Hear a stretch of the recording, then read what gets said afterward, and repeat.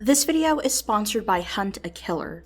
So if any of you know a fellow fan of either true crime, mysteries, or puzzle solving and maybe don't know what to get them for the holidays, then Hunt a Killer is here to save you. Hunt a Killer is a murder mystery subscription box filled with tons of physical clues and files for you to dig through and put up on a wall with red yarn like so. Each box will take you little by little through the narrative as you eliminate suspects and come ever so closer to finding out who did it.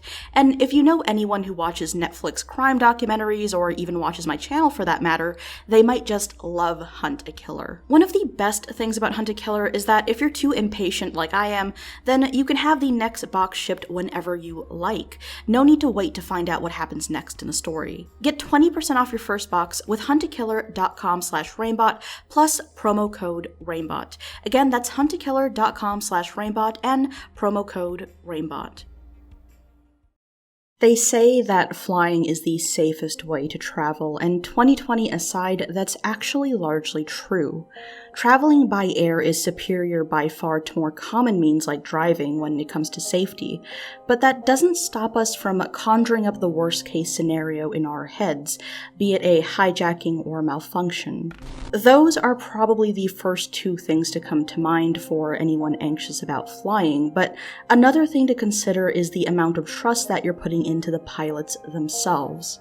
Surely they're beyond qualified to do their jobs and wouldn't accidentally crash, but what if you take that a step further? Would a pilot ever intentionally crash their own plane? The overwhelming answer, of course, is no. It's extremely rare, but it has happened. And today we're here to talk about one such story from 2015, the intentional crashing of Germanwings Flight 9525. On March 24th of 2015, the world was left in shock after a Germanwings plane carrying 144 passengers, along with 6 crew members and 2 pilots, collided with the French Alps. What was once a commercial aircraft was now a shattered mess of scrap metal and debris. Hello and welcome to BBC World News. We have breaking news at this hour, and a plane is reported to have gone down over the southern French Alps. It's operated by Germanwings, an A320 Airbus. Germanwings is the low-cost subsidiary of the German national carrier Lufthansa. To anyone watching at the time, there was no answer as to why this happened. Given that we're talking about the Alps, could the pilot have accidentally flown into them due to poor visibility? Was this a possible hijacking? The only way to know for sure was to recover what's known as a black box, a recording device specifically made for instances just like this one. Luckily, it took no time at all for investigators to find it, but what they uncovered once they played the tapes back revealed a disturbing minute-by-minute reality of what had taken place that day. 9 a.m. Flight 9525 would lift off from Barcelona, Spain, its destination being Dusseldorf, Germany. Manning the plane that day were 2 German men, the pilot in command, 34-year-old Patrick Sondenheimer, and co-pilot, 27-year-old Andreas Lubitz. By 9:02, autopilot had been engaged, and with a steady altitude climb in motion, all seemed to be going as planned. 10 minutes later, at 9:12 a.m., you hear the sound of a buzzer, the one that gets pressed when requesting access to the cockpit. It's a flight attendant. They stay and chat for a few minutes before leaving. Following this, the 2 men continue chatting, and again, all is going according to plan. 9:30 is when things change. Sondenheimer gets up to use the bathroom, leaving Lubitz in charge and alone in the cockpit. It's then that air traffic control tries to contact the plane, per routine, but they get no response. At 9:34, the cockpit buzzer goes off once again. It's Sondenheimer trying to get back inside. Air traffic control tries yet again to get a hold of Flight 9525, but to no avail. It's hard to picture what anyone thought was actually going on in this moment. Maybe Lubitz had somehow passed out or had a medical emergency. 2 parties were witnessing this simultaneously, and while Sondenheimer was undoubtedly concerned, what air traffic control noticed was downright alarming. Unbeknownst to the captain, crew, and passengers at the time, the plane had started a descent. Its altitude was reprogrammed from 38,000 feet all the way to just 100. Meanwhile, the captain tried again. He knocked and knocked, now verbally asking to be let back inside. By this point, it was 9:39, and this is when Sondenheimer began to panic. The recordings captured several banging noises, clearly the captain's attempt to either knock down the door or get Lubitz to open up. And then, the one sound no one on a plane ever wants to hear.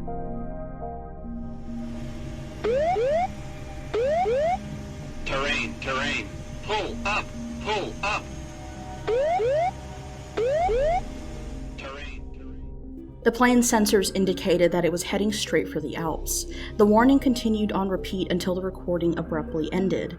In the background, the sound of Sondenheimer begging to be let back in, along with passengers screaming. Then, nothing. At 9:41, the recording ends.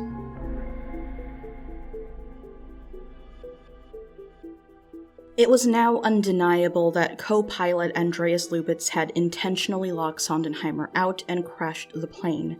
But why?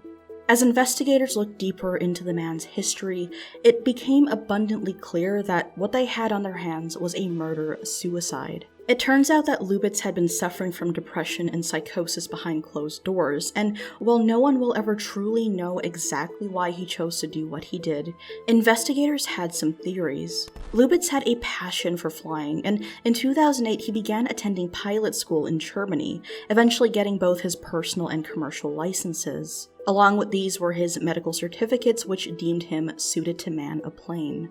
By December of 2014, Lubitz had already been recruited to the Germanwings team, but this is when things really began to spiral for him. Lubitz began experiencing both vision and sleep problems, and the official investigation on the incident states that, quote, several eye specialists came to the conclusion that there was no organic reason for it. This, to many, is something that possibly heavily contributed to Lubitz deciding to do what he did, the fear that his eyesight would eventually be the death of his lifelong dream. In the following months, Lubitz was referred to psychiatrists and prescribed medication, something that had been routine for him for the last several years at that point. According to the BBC, leading up to the crash, Lubitz had searched for things online like ways to commit suicide and the security of cockpit doors. Now, before we talk about anything else, it's important to note that having depression doesn't turn you into a mass murderer.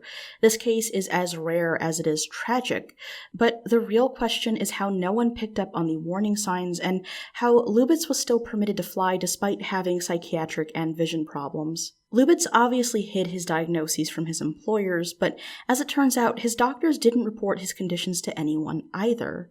That might sound a bit absurd, but keep in mind that patient confidentiality laws do exist, and the final report on the incident even brings up the dubious nature of trying to balance a patient's right to privacy with public safety, at least when it comes specifically to German law. In the end, self-reporting is really the only reliable way to know what's going on with any employee, and that applies to other industries and countries as well. Simply put, short of an actual threat of violence, there really wasn't much anyone could have done. Again, depression doesn't turn you into a mass murderer, so in the end, as bleak as it sounds, there really wasn't any way for anyone to have stopped this.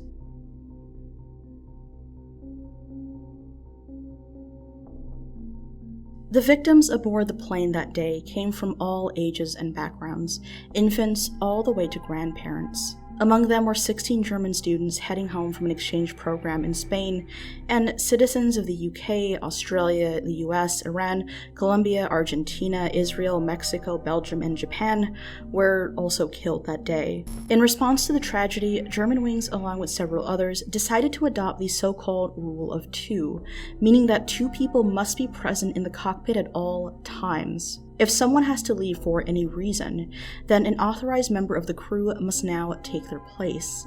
As stated at the start of this video, suicide by pilot is extremely rare, and even more so if you only count commercial flights. Only a handful of similar stories like this exist in the entire history of the business. Still, what happened to the passengers and crew of Flight 9525 was undeniably tragic, and while nothing is ever truly set in stone, we can only hope that nothing like this happens ever again, and that history chooses not to repeat itself.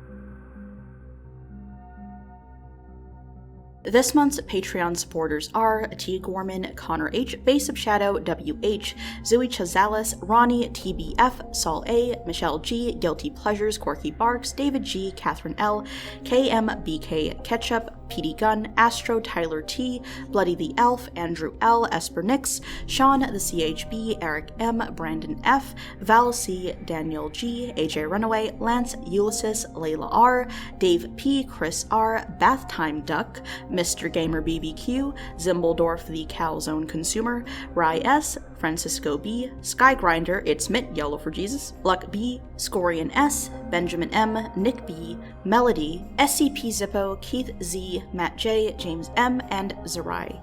Again, thank you guys so much for your contributions, and thank you everybody else for watching, especially if you're listening right now. That's really weird. Anyway, with all of that said, thank you so much, and I'll see you all again soon.